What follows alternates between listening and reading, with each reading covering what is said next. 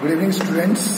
आज हम लोग बात करेंगे about the fertilization in plant. इससे पहले मैंने आपको समझा रखा है about the pollen grains, male gamete and female gametes, as well as I have also told you about the pollination. मैंने आपको पॉलिनेशन भी पढ़ा रखा है। अब सवाल ये है कि फर्टिलाइजेशन कैसे। देखिए, फर्टिलाइजेशन में क्या होगा, फर्टिलाइजेशन को होने के लिए सबसे पहले पॉलिनेशन का होना जरूरी है। यदि पॉलिनेशन नहीं होगा तो फर्टिलाइजेशन भी नहीं होगा। ठीक है, अब ये होता कैसे है आपको ये समझना है, और ये एग्जामिनेशन पॉइंट ऑफ व्यू से काफी इंपॉर्टेंट है। ठीक है, जो प्लांट्स होते हैं, प्लांट्स के अंदर जो फर्टिलाइजेशन होता है, ठीक है, उसे हम कहते हैं डबल फर्टिलाइजेशन। क्या कहते हैं? Double fertilization. इसे हम डबल फर्टिलाइजेशन क्यों कहते हैं वो भी हम लोग यहाँ पर अभी समझेंगे। अब जैसे मान लीजिए हम सबसे पहले एक फीमेल रिप्रोडक्टिव पार्ट को बनाते हैं, और आप लोग सभी को मालूम है कि जो फीमेल रिप्रोडक्टिव पार्ट होता है उसे हम कहते हैं, क्या कहते हैं? पिस्टिल और कार्पेल। उसे क्या कहते हैं? पिस्टिल और कार्पेल। तो ये क्या है आपका? ये पिस्टिल हो गया या कार्पेल, पिस्टिल और कार्पेल। ठीक है, तो पिस्टिल और कार्पेल जो था वो तीन चीजों को मिलकर बनता है। जो ऊपर में स्वेलेंट पार्ट होता है that is called as stigma. जो ये सिलेंड्रिकल पार्ट होता है that is called as style, and this swollen portion is called as ovary. Ovary के अंदर एम्ब्रायो सैक होता है। क्या होता है? Embryo sac. इसी के अंदर जो आपके एग्स होते हैं वो प्रेजेंट होते हैं। तो ये एम्ब्रायो सैक हो गया। इसके अंदर ये स्ट्रक्चर होता है।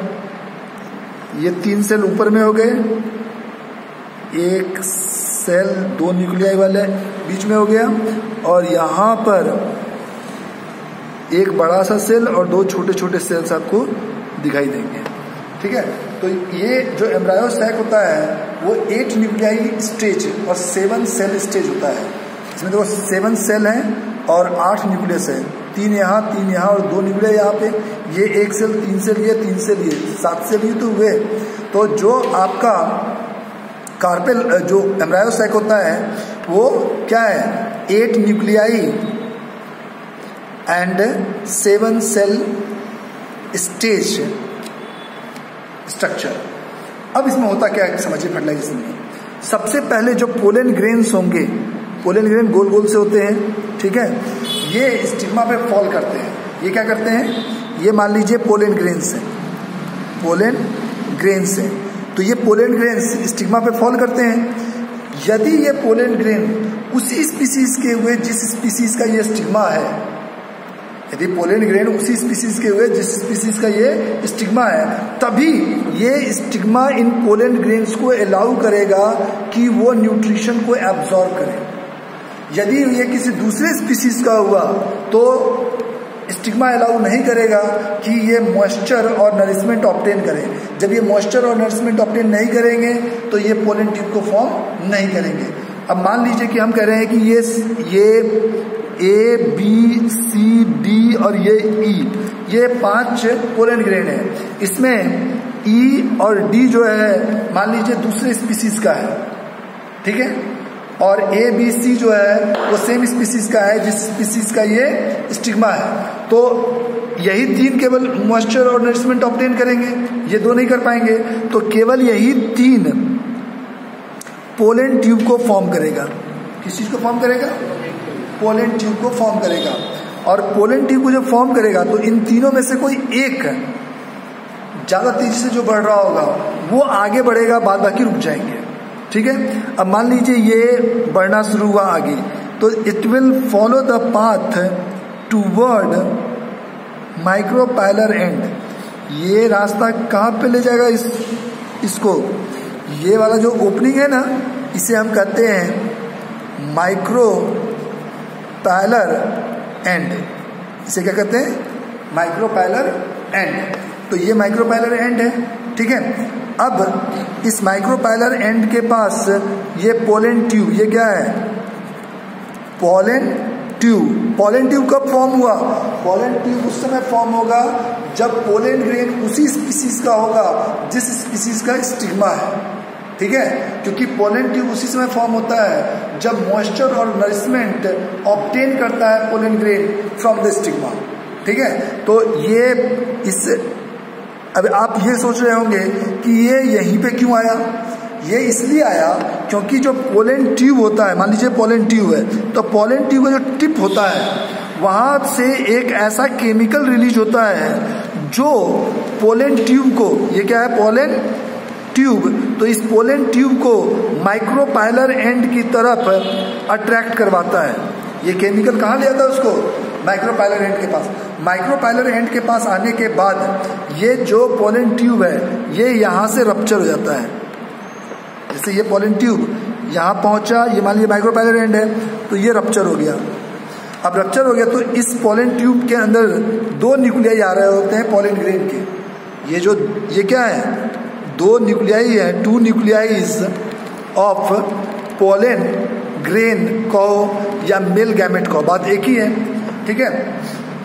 तो ये जैसे ही माइक्रोपाइलर एंड के पास पहुंचता है पोलन ट्यूब रप्चर होता है, और रप्चर होने के बाद ये जो दो पोलन न्यूक्लियाई हैं, तो पोलन न्यूक्लियाई दोनों जो होंगे वो हैप्लॉइड्स होंगे, हाफ नंबर ऑफ क्रोमोसोम्स होंगे।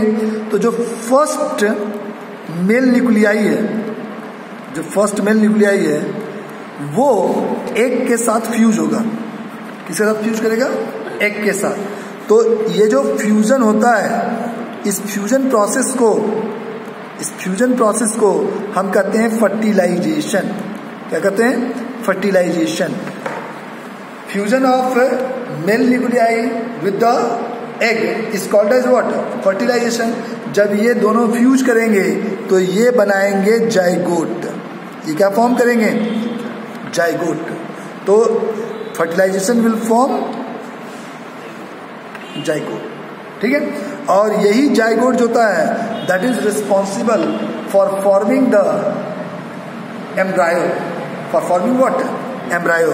तो it is responsible for forming embryo. ये क्या चीज को फॉर्म करेगा? एम्ब्रायो को। और यही एम्ब्रायो को जब सुटेबल कंडीशन आप दोगे तो it will develop into a new plant और नॉट है, ठीक है। तो ये हो गया। अब जो इसके दो साइड में न्यूक्लियस है ना, इन्हें हम कहते हैं, ये जो दो सेल्स हैं इन्हें नर्स सेल्स कहते हैं। क्या? Nurse sales.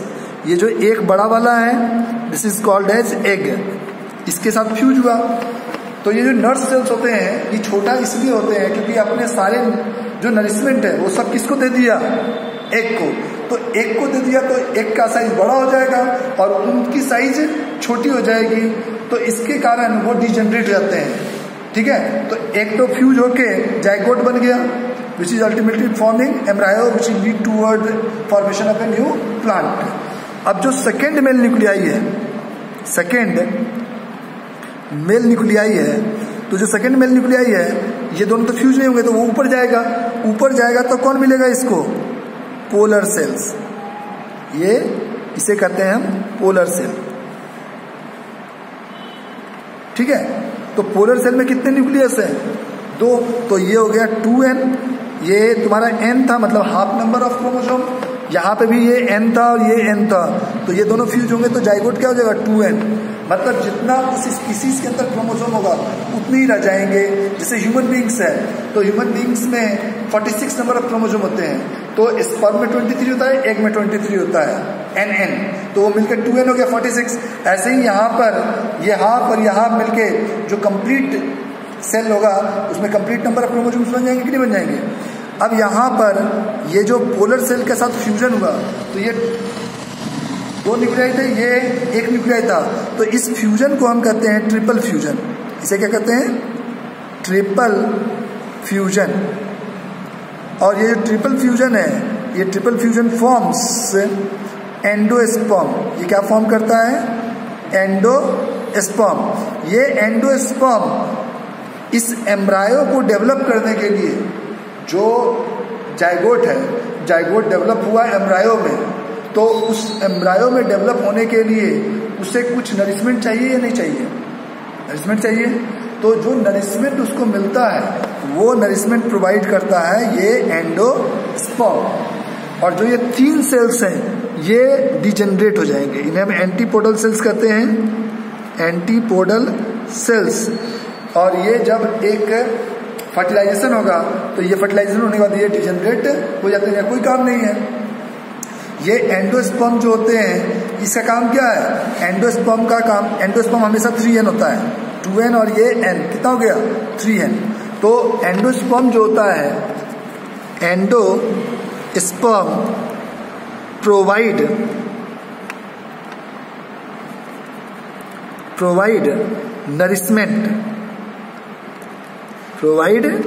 Nourishment to the developing zygote. जो डेवलपिंग जाइगोट है उसको नरिशमेंट प्रोवाइड करने का जो काम करता है वो कौन करता है? एंडोस्पर्म। ठीक है। अब उसके बाद वो जो सीड होता है वो ड्राई हो जाता है। जब उसको वो सुटेबल कंडीशन मिलेगा जिसमें वो फिर से डिवाइड होना शुरू हो जाएगा वो सेल्स, तो वो एक न्यू प्लांटलेट्स में डेवलप हो जाता है। जब तक सुटेबल कंडीशन नहीं मिलेगा वो उसी डॉर्मेंट स्टेज में, मतलब एक ना ही से एक्टिव स्टेज कर सकते हो ना डेड स्टेज, ठीक है, उस स्टेज डॉर्मेंट स्टेज में वो प्रेजेंट रहेगा। जैसे मान लीजिए गेहूं है, गेहूं को मैं यहाँ रख दूं 2 महीने तक रखूं, क्या वो उसकी साइज बढ़ जाएगा? नहीं। क्या वो डेड है? नहीं। तो डेड नहीं है, यदि लिविंग है तो क्या होना चाहिए? इसका साइज बढ़ना चाहिए, कोई लिविंग का ग्रोथ होता है लेकिन साइज भी नहीं बढ़ेगा। तो इसका मतलब है वो उस स्टेज को हम कहते हैं डॉर्मेंट स्टेज। ठीक है। लेकिन उसी गेहूं को आप गीली मिट्टी में डाल दीजिए तो वो उसमें से एक नया पौधा आ जाएगा। एक नया पौधा जो आएगा, एक नए पौधे, तो इसमें जैसे मान लीजिए कि जब एक डेवलप हो रहा था तो नरिशमेंट लिया यहाँ से, ठीक है, और डेवलप हो गया तो एक पूरे इंडिविजुअल, गेहूं वाली बात बता रहा था तुम्हें, जैसे ही हमने मॉइस्ट सॉइल में डाला वो एक पौधे का रूप ले लिया।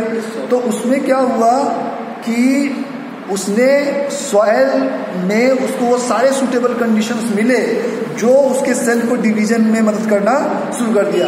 तो सेल डिवाइड हुआ और डिवाइड होने के बाद एक नए प्लांट में डेवलप हो गया।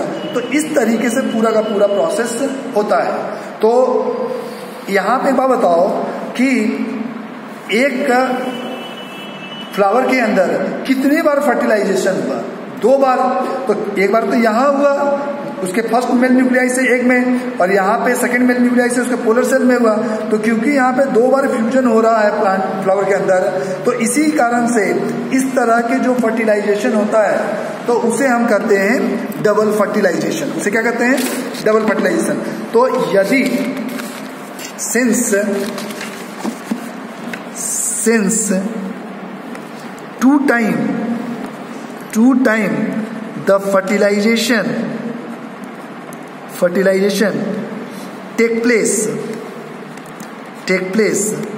in the flower of a plant. Therefore,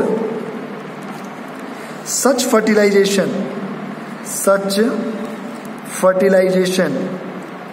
is called as double fertilization. It's called as double fertilization.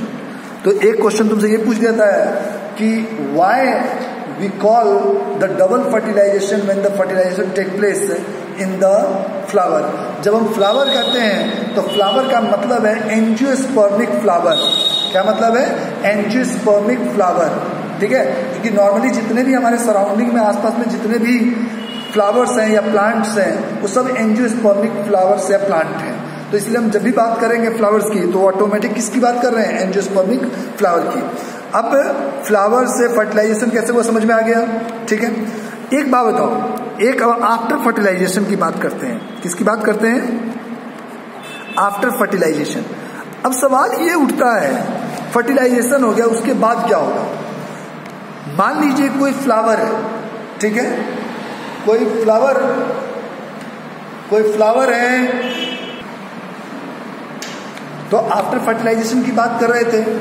अब एक बात बताओ, यदि, एक मिनट, तो हम लोग बात कर रहे थे आफ्टर फर्टिलाइजेशन की। तो आफ्टर फर्टिलाइजेशन में क्या होगा, जैसे ही फर्टिलाइजेशन होगा, फ्लावर जो होता है, फ्लावर के सारे part, all part except ovary will start degenerating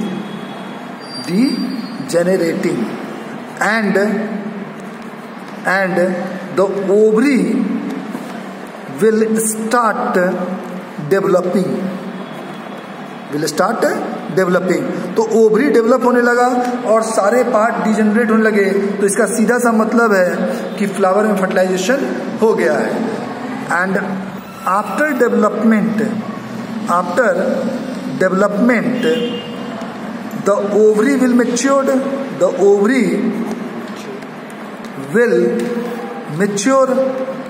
तो मैच्योर होगा।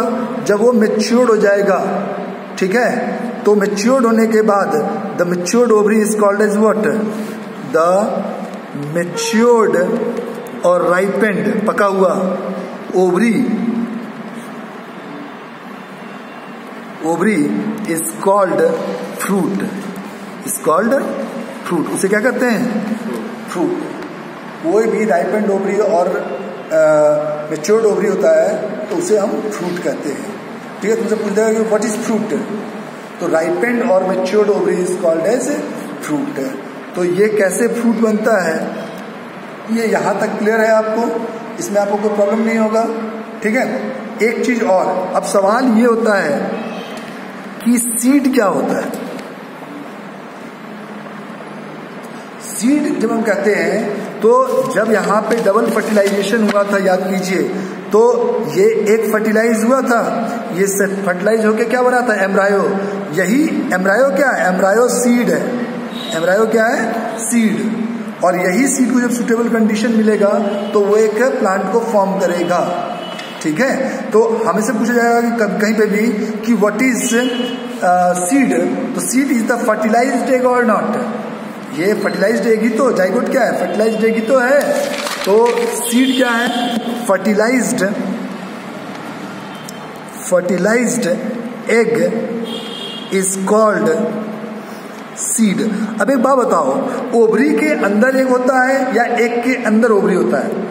ओवरी के अंदर एग होता है, तो हमेशा जो सीड होगा वो फ्रूट के अंदर होगा, ना कि फ्रूट के अंदर, मतलब सीड के अंदर फ्रूट होगा। समझ में आया क्यों? क्योंकि एग जो होता है वो हमेशा ओवरी के अंदर होता है, हमेशा। तो ओवरी जो है वो फ्रूट को फॉर्म करता है और उसके अंदर एग है, एग फर्टिलाइज होगा तो वो सीड बनाएगा। तो फ्रूट के अंदर हमेशा सीड आपको मिलेगा, कभी भी सीड के अंदर फ्रूट नहीं मिलेगा। तो ये चीज होता है, इस तरीके से आपका एक फर्टिलाइजेशन होता है और फर्टिलाइजेशन के बाद सीड एंड फ्रूट्स का फॉर्मेशन होता है, ठीक है। अब इन सीड्स को जब आप सुटेबल कंडीशन देंगे, जब तक आप सुटेबल कंडीशन नहीं देंगे तब तक वो एक प्लांट में डेवलप नहीं होगा। लेकिन जैसे ही आप एक सुटेबल कंडीशन उसको प्रोवाइड करेंगे, so it will develop into a new plantlets और न्यू प्लांट, एक नए प्लांट में डेवलप हो जाएगा। जैसे मान लीजिए कोई सीड की बात करें, हम डाइकॉट सीड की बात करते हैं, एक टिपिकल डाइकॉट सीड की। तो डाइकॉट सीड में क्या होगा, कुछ इस तरह का स्ट्रक्चर होता है डाइकॉट सीड का। ये चना, जैसे चना होता है, तो चने को देखना, जब उसके ऊपर वाले कवरिंग को हटाओगे, ठीक है, तो दो दाने टाइप के निकलते हैं, ठीक है, और दोनों दाने यहां से अटैच होते हैं। तो ये जो अटैच पार्ट होता है, ठीक है, ये एम्ब्रायो है। और ये जो दो पार्ट है ना, ये कॉटिलीडन्स कहलाते हैं। क्या कहलाते हैं? कॉटिलीडन। अब ये बताओ कॉटिलीडन कितने हैं? दो। तो इसे हम कहते हैं डाइकॉट। यदि मोनोकॉट होता तो उसमें सिंगल कॉटिलीडन होता है। क्या दो कॉटिलीडन है तो डाइकॉट हो गया। अब ये तुम्हारा एम्ब्रायो है, एम्ब्रायो में जो ऊपर होता है उसे हम कहते हैं प्लिम्यूल टिश्यूज। उसे क्या कहते हैं? प्लिम्यूल, ठीक है। और जो नीचे कुछ सेल्स होते हैं उन्हें हम कहते हैं रेडिकल्स, ठीक है। R for radical, R for root. तो these are responsible for the root formation. जब एक आप सीड को लगाओगे तो वहाँ जो रेडिकल टिश्यूज होते हैं वो डिफ्रेंशिएट होते हैं और फॉर्म करते हैं किस चीज़ का, रूट फॉर्मेशन के लिए, और प्लूम्यूल सूट फॉर्मेशन के लिए रिस्पॉन्सिबल होता है। तो ये काफ़ी ज़्यादा पूछा जाता है कि सीड के अंदर वो कौन कौन से दो तरह के टिश्यूज होते हैं जो रूट और सूट को फॉर्म करने के लिए रिस्पॉन्सिबल होते हैं, plumule tissues and radical tissues. This is all about the reproduction in plants. तो ये प्लांट में कैसे रिप्रोडक्शन होता है ये क्लियर हो गया, ठीक है। कैसे फर्टिलाइजेशन होता है, कैसे आपका डेवलपमेंट होता है, कैसे सीड बनता है और वो सीड कैसे प्लांट में डेवलप होता है, ये क्लियर हो गया, इसमें कोई प्रॉब्लम नहीं है, ठीक है। तो यहाँ तक हम लोग इसको आज छोड़ते हैं, ठीक है। Thank you.